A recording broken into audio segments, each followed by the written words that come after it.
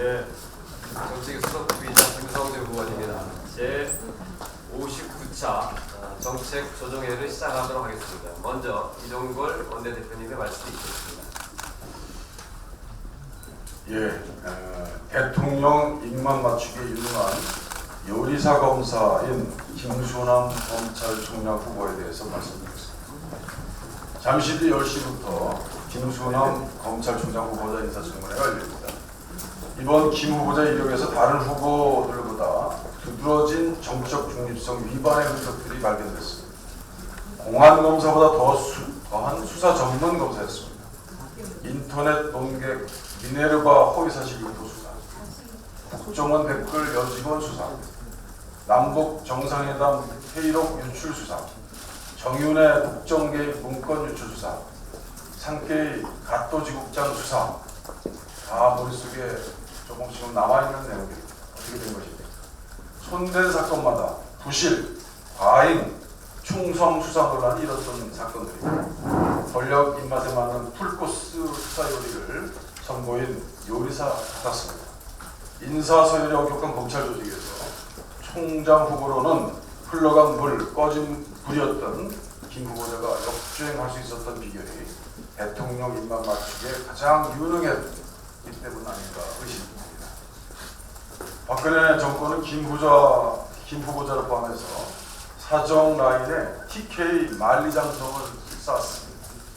이명재 청와대 민정특보, 우경우 민정수석, 강신명 경찰청장, 모조리 TK, 최소한의 견제와 균형마저 무너뜨린 심각한 지역 편중 인사입니다.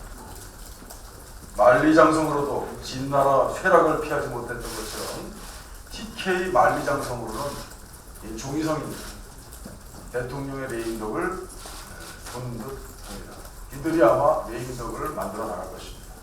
오늘 인사청문회에서 김 후보자가 국민의 검사인지 정권의 검사인지 우리는 분명히 확인하겠습니다. 그가 대통령의 진실한 사람이 된 배경을 규명하겠습니다. 진실한 사람이 누구일지. 국정원 힘만 키우는 정부 새누리당 테러 방지법에 대해서 좀 말씀드리겠습니다. 오늘 이 자세한 말씀은 정책위장께서 하겠습니다. 정부와 새누리당의 그 테러 방지법은 음지에서 빈둥거리면서 양지에서 바쁜 척하는 국가정보원에게 부적절한 일감 몰아주기가 될 수 있습니다. 재벌들이 일감 몰아주기만 한 줄 알았더니 이 정부에서도 일감 몰아주기가 이제 시작됐습니다. 국정원 마음대로법입니다. 또 국정원 멋대로 법입니다. 국정원 뜻대로 법입니다. 저는 파리 참사를 계기로 해서 좀 점증되고 있는 위기의 국제 테러에 대해서 새누리당보다 더 먼저, 더 확실한, 더 분명한 대책을 가지고 있습니다. 지난 참여정부 때 고민했던 많은 내용들을 가지고 있습니다. 그것이 이명박 정부 때 휴지처럼 사라져버렸습니다. NSC를 중심으로 하는 일반 테러, 그리고 사이버 테러에 있어서의 미래를 중심으로 하는 효과적인 대책, 테러 방지법에 대해서 더 분명한 입장을 발표하고 추진할 것입니다. 국민안전처 출범 1년, 여전히 갈 길 먼 국민안전입니다. 이에 대해서 말씀드리겠습니다. 세월호 악몽을 반복하지 않기 위해서 출범한 국민안전처가 1년 됐습니다. 최근 발표된 국민안전체감도 분석 결과입니다. 국민 10명 중 8명은 한국 사회가 안전하지 않다, 이렇게 평가하고 있습니다. 국민안전처 출범 이후에도 의정부 오피스텔 화재, 강화도 캠핑장 화재, 메르스 창궐, 추자도선 침몰 사건, 이루 말할 수 없는 각종 재난 세계가 끊임없이 일어나고 더 늘어났습니다. 그동안 정부는 온갖 요란한 안전대책을 쏟아냈습니다. 그러나 정작 사건이 터지면 허둥대등 골든타임을 놓치고 일만 키웠습니다. 특히 국민안전처는 사고만 터지면 존재감이 없는 투명 부처가 되어버렸습니다. 판박이처럼 닮은 박근혜 정부의 안전사고 재방송의 배경입니다. 디즈데일리는 국민의 안전은 국력의 진정한 기초라는 말을 남겼습니다. 국민안전처 출범 1년을 즈음해서 대국민소통 강화, 투명 행정으로 재난재해 대처에 필수적인 정부 신뢰를 끌어올리시기 바랍니다. 다시금 이 땅에 제2, 3의 세월호 유가족이 생기지 않도록 박근혜 정부의 철저한 각오와 반성이 요구됩니다. 이상입니다. 예, 수고하셨습니다. 이어서 최대천 정책위 의장님의 말씀이 있겠습니다. 예, 최대천입니다. 헬조선 금수저, 흑수저, 자조와 냉소가 뒤섞인 청년들의 신조어입니다. 불행하게도 시선을 설득하고 정확합니다. 최근 발표된 동국대 김남년 교수의 논문을 보면 부와 가난의 대물림 현상이 여실히 드러납니다. 지난 10월 한 여론조사에 따르면 일반 시민의 84.6%가 계층 이동에 회의적입니다. 정치는 시민의 가장 기초적 기본권인 의식을 보장하는 데 있습니다. 노동을 통해 오늘보다 더 나은 내일의 꿈을 조직하는 데 있습니다. 아버지의 직업과 학력과 재산이 모든 것을 결정하는 신봉건 질서를 향해 우리 사회는 맹렬히 질주하고 있습니다. 눈먼 자들의 정치입니다. 인간은 거북이가 아닙니다. 어떻게 평생 집에 짓눌려 그 지부 무게에 서연하지 못하고 살다 떠나야 합니까? 전월세 상한제, 주택 임대차 계약갱신 청구권은 인간 존엄의 기초 중의 기초입니다. 왜 새누리당은 이를 거부합니까? 시장이 먼저입니까? 인간이 먼저입니까?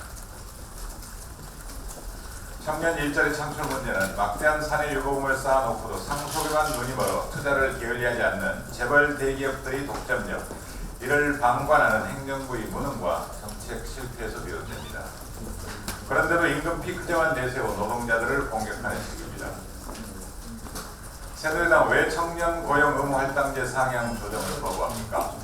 공기업뿐만 아니라 민간 대기업에도 이 제도를 도입하겠다는 우리의 제안을 왜 논의조차 거부합니까? 인간 존엄의 기초인 노동은 무시하고 왜 그토록 자본만을 신앙의 대상으로 삼습니까? 왜 새누리당 지도부는 우리가 매번 정기국회 필수 10대 법안에 대한 논의를 협상에서 거부하고 있습니까? 사회 구조는 우리가 만들지만 일단 만들어진 구조는 우리를 만든다고 윈스턴 처칠이 말했습니다. 우리는 구조를 변화시킬 권리를, 의무를 가지고 있습니다. 정기국회를 헬조선에서 탈출하는 마지막 비상으로 충분히 만들 수 있습니다. 새누리당의 정치적 양심을 믿습니다. 두 번째입니다. 무엇보다 이번 파리 테러에서 희생당한 분들과 그 가족들께 깊은 애도를 표합니다. 그분들의 슬픔에 공감하고 연대합니다. 우리 사회도 그간 테러 대책의 기능과 조직을 살펴보고 새롭게 재구성할 필요가 있다는 데 대해서는 정치적으로 공감합니다. 그렇다고 법이 없었기에 마치 역할이나 기능조차 없었다고, 대테러 대응 정책이 전혀 없었다고 강변하는 것은 행정부 스스로 무능을 자폭하는 일입니다. 우리는 국정으로 신뢰 부족에 대해 염려하고 있습니다. 대테러 대책을 빌미 삼아 인권 침해의 전력에서 자유롭지 못한 국정원의 권한 강화와 집중으로 곧바로 이어지는 법제에는 동의할 수 없습니다. 우리 당은 시민의 기본권과 나라의 안전 및 대테러 대응 체계가 조화될 수 있는 방안을 모색합니다. 국가정보원의 권한 집중보다는 각기의 정부 조직이 각자의 주어진 역할에 충실하면서 이를 어떻게 기능적으로 조화롭게 조정해낼 수 있는지, 헌법의 근거를 가진 청와대 NSC가 어떤 방식으로 컨트롤할 수 있는지를 집중 검토하겠습니다. 시민사회가 정보 통제에 직접 참여하여 대테러 대응 체계 속에서 시민의 기본권이 초라해지는 상황을 강력히 견제하겠습니다. 이를 위해 현재까지 대테러 정보 기능과 관련된 정보위, 국방위, 아닌 정부위, 법사위, 미방위, 국토교통위 등 국회 관련 상임위원회 간사가 참여하고 정책위원장이 총괄하는 한시적 성격의 안전과 인권 보장을 위한 테러 대책 TF를 설치하겠습니다. 여당, 청와대, 국정원은 물론 시민단체와도 충분히 대화하면서 제대로 된 대안을 시민 여러분께 제시하겠습니다. 마치겠습니다. 예, 수고하셨습니다. 이어서 이춘석 원내수석 부대표님이 말씀 있겠습니다. 지난 17일 여야는 총 7개 안에 합의했습니다. 합의사항 중 날짜가 변경된 것이 10건이 있습니다. 이 중 누리과정 예산은 24일이라는 시한만 못 박았을 뿐 구체적인 방안에 대한 논의는 단 한 걸음도 나가지 못했습니다. 게다가 협상 당일 새누리당은 당정 협의를 통해 누리과정에 국고 지원은 수용하기 어렵다고 못 박았습니다. 앞에서는 여야가 방안을 합의 처리하자고 협상하고 뒤로는 단 한 푼의 국고 지원도 어렵다는 것입니다. 누리과정 예산 파행은 대통령령으로 정부 책임을 시도 교육청에게 떠넘긴 것에서부터 비롯되는 것입니다. 새누리당은 누리과정이 박근혜 대통령의 대선 공약이었다는 점을 상기하고 애결이 논의과정에서 책임있는 집권여당으로서의 면모를 보여줄 것을 요구합니다. 김수남 검찰총장 후보자 인사청문회가 있는 날입니다. 김수남 후보자는 정윤희 문건, 남북 정상회담 대화로 국정원 댓글 사건 등 각종 사건에서 편향적인 수사, 정권의 뜻에 따라 다른 수사를 했다는 비판을 받고 있는 인물입니다. 이런 후보자가 과연 검찰의 중립성을 보장할 수 있을지, 그리고 내년 총선과 2017년 대선까지 검찰권을 공정하게 행사할 수 있을지에 대해서 오늘 청문회를 통해서 후보자의 과거 수사를 엄중히 따져묻고 적적 여부를 판단하겠습니다. 애결이 개수조정 소위에 관하여서 말씀드리겠습니다. 이번 개수조정 소위에 대해서는 애결이가 정수를 정하기 전에 이미 지역의 대표성 등을 고려하여 양당 원내대표가 9대8 17명으로 합의한 바가 있습니다.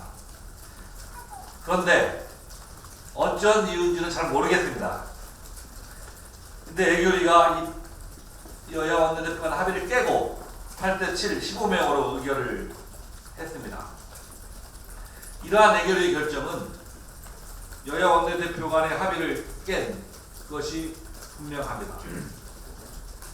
그 뒤에 새누리당은 3명을 개수조정에서 빼고 뒤에 교체하겠다라고 주장하다가 또 언론이 비판적인 기사를 쓰자 이제는 그 한 명도 교체하지 않겠다라고 얘기를 하고 있습니다. 이 문제 해결은 간단합니다. 원래대로 여야 원내대표 간 합의대로 9대8 17명으로 애결위가 결정을 해주면 간단히 해결될 문제를 복잡하게 하고 있습니다. 저는 이렇게 생각합니다. 새누리당의 당내 개파 문제가 정면적으로 지금 애결 상황을 꼬이게 하고 있다고 생각을 합니다. 이러한 당내 갈등 문제를 끌어들여서 이 정상적인 애결위의 진행을 막는 행위는 옳지 못하다고 생각합니다. 또 일부 언론들은 뭐 쪽지예산, 인간 쪽지라는 표현들을 쓰고 계신데요. 저희는 원래 여야 원내대표 간의 합의를 존중하는 차원에서 불가피하게 그런 방법을 쓸 수밖에 없었지 뭐 다른 의도를 가지고 그렇게 하는 것은 아니라고 생각하고 다시 한번 애결위에 원래 여야 원내대표 간 합의사항을 존중해 줄 것을 다시 한번 요청합니다. 예, 이어서 윤관석 정도위원장의 발언이 있습니다.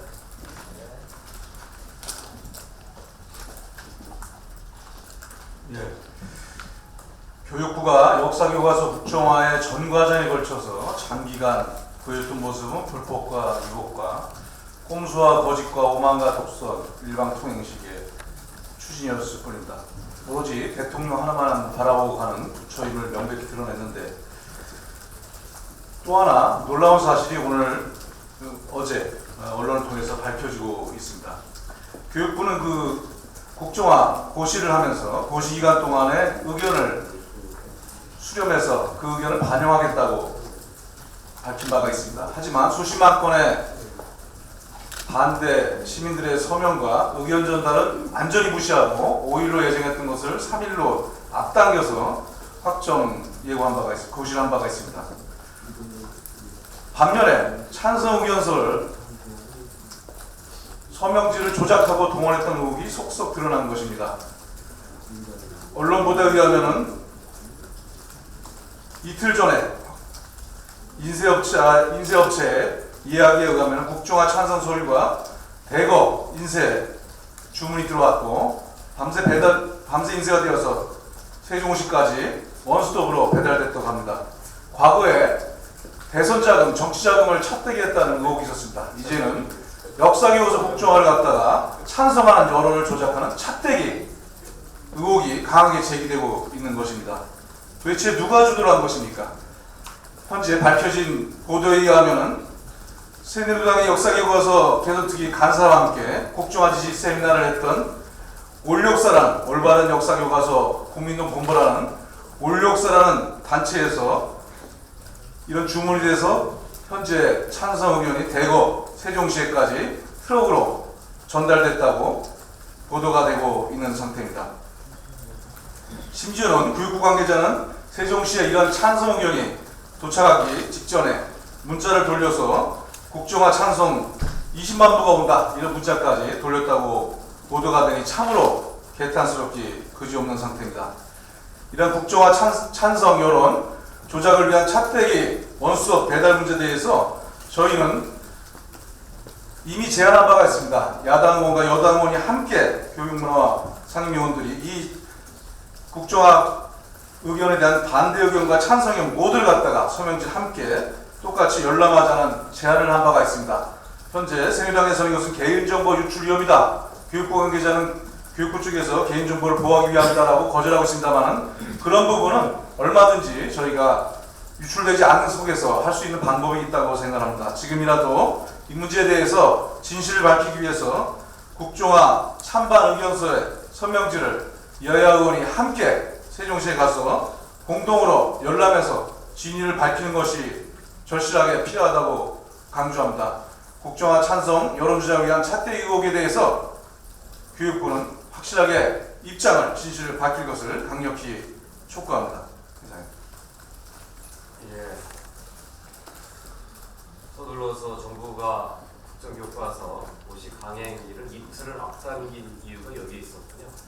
국민들이 반대 여론이 더 높아지니까 이틀 앞당겨서 하면서도 아예 찻대기로 찬성 서명 연주를 인쇄소에서 바로 직송하는 이런 기가 막힌 일을 벌이고 있습니다. 아마 정부가 만드는 국정교과서도 이렇게 왜곡과 조작으로 만들지 않을까 눈에 선합니다. 이어서 심재권 의원님의 말씀이 있겠습니다.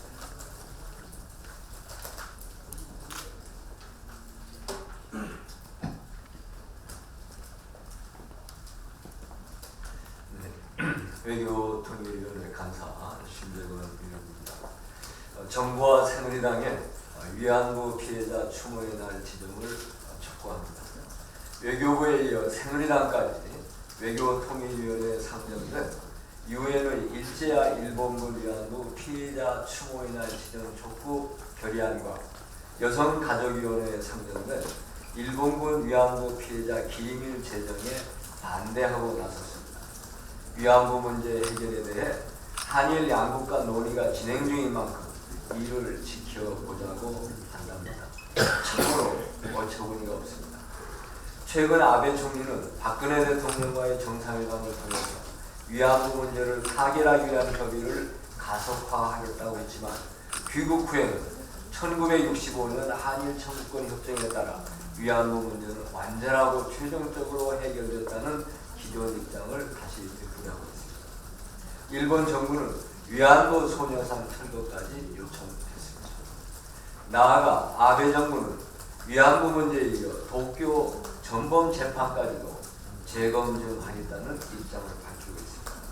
일본은 자신들이 저지른 역사적 과오에 대한 반성이나 사죄는커녕 오히려 그 범죄를 왜곡하여 미화하여 하고 있습니다. 지금 일본 정부가 내놓고자 하는 위안부 문제 해결 방안도 책임 이전과 사죄 그리고 법적 배상이 아닙니다. 인도주의의 탈로 시해 운운하고자 할 뿐입니다. 무엇을 지켜보자는 것입니다.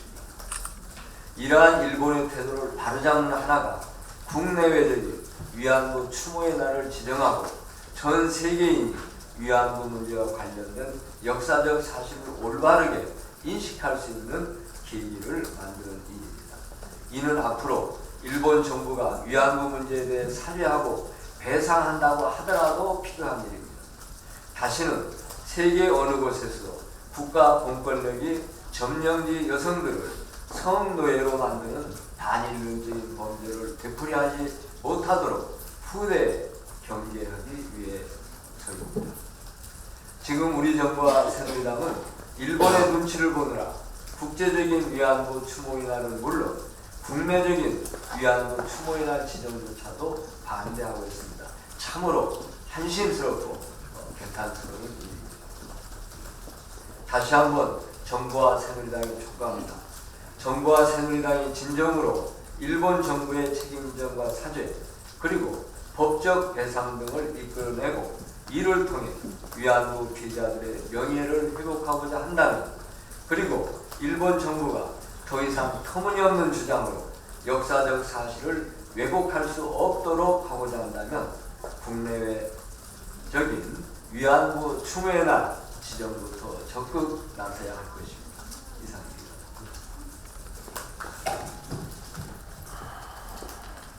예, 이어서 백봉기 의원님 말씀드리겠습니다. 어제 열린 국방위 전체회의에서 내년도 KFX 예산 증액에 대한 논의가 오가게 되지만 결국 정부의 원안인 670억 원으로 결정을 했습니다. 장명진 방사청장은 뚜렷한 근거도 없이 예산이 증액되지 않으면 사업이 2, 3년 늦춰질 가능성이 있다는 주장까지 하며 예산 증액을 호소했지만 그러한 문제는 국회가 아니라 사업의 주체이자 책임자인 정부 차원에서 해결한 뒤에 국회로 넘어왔어야 할 부분입니다. 앞서 정부는 국방부가 제출한 예산 1618억 중 절반이 넘는 948억 원을 삭감한 바 있습니다. 국방부 안을 그대로 승인해 국회 예산을 삭감하지 말라고 간청해도 모자랄 정부가 예산 부족 등의 이유를 들어 최소 비용에도 못 미치는 예산안을 제출한 것입니다. 이런 상황 하에서 국방부가 국회에 예산 증액을 요청하는 것은 국민을 기만하는 행위입니다. 사업 추진의 책임을 국회로 떠넘기는 것과 다르지 않기 때문입니다. 게다가 박근혜 대통령은 KFX 사업의 기한 내 사업 성공을 지시했음에도 불구하고 그에게 예산을 삭감한 책임에 대해서는 이런 반응도 없습니다. 사업 성공을 말하면서 예산을 뒷받침해주지 않는 태도, 또다시 유체이탈 할 것과 같은 말 뒤에 숨어 책임을 회피하려 하면 KFX 사업의 정상 추진은 유언할 것입니다. 그 책임은 결국 이번 사태를 만든 정부가 온전히 감당해야 할 것이라는 점을 명심하길 바랍니다. 이상입니다. 예,